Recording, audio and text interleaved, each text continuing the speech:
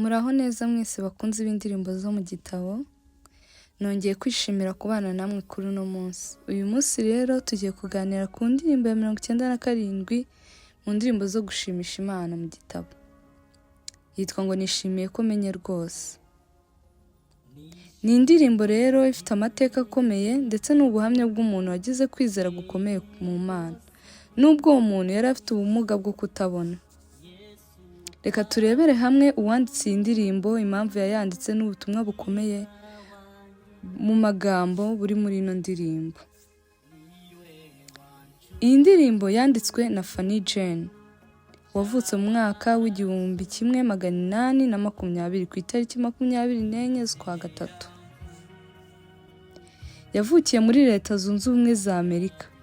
Fanny yavutse ari umwana muzima, ariko akiri muto afite ibyumweru 6 gusa yari arwaye amaso, ariko bamujyanira umuganga utari ubizobereyemo ngo amuvure.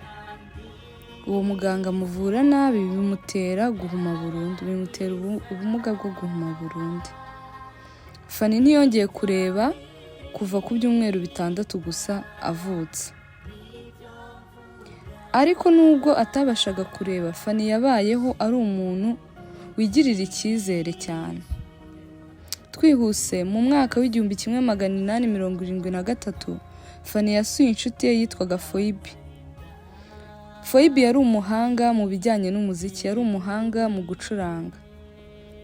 Phoebe yamucurangiye injyana y'umuziki yari amaze iminsi akora. Niko kumubaza ati, Fanny, uratekereza iki kuri uyu muziki, cyangwa se uratekereza iki kuri iyi njyana y'umuziki maze iminsi nkora?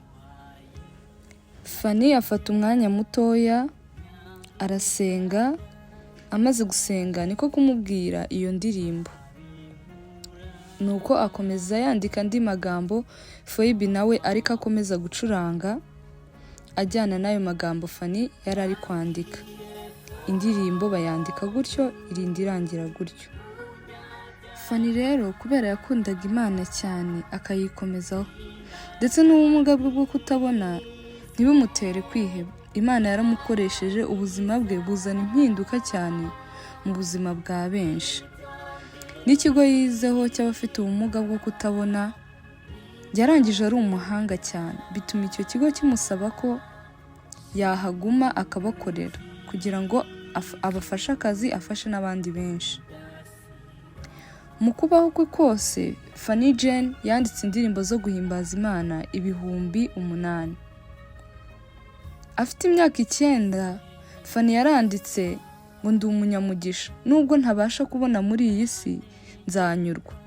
Aravuga ngo ntabwo nzigera ndizwa nuko ntabasha kubona. Muri make yaranyuzwe nuko Imana yamuremye, yaranyuzwe nubwo yari afite ubwo bumuga, ariko yaranyuzwe nuko Imana yemeye ko abana n'ubwo bumuga.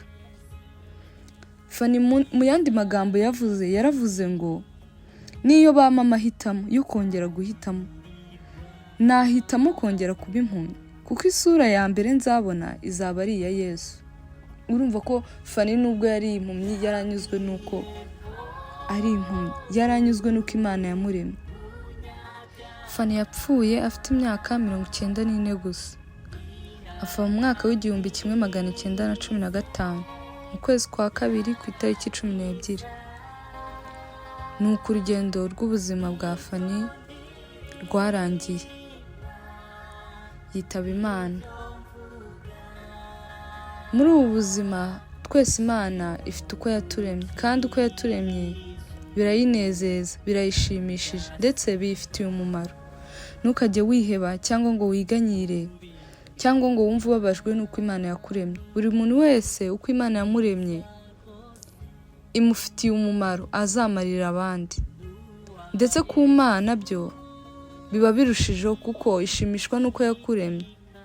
Ntihakagire umuntu wiheba cyangwa ngo yiganyire, cyangwa se ngo ababazwe nuko abayeho muri ubu buzima. Umuntu wese ku Mana afite umumaro, ndetse uko Imana yamuremye bikiza abandi benshi.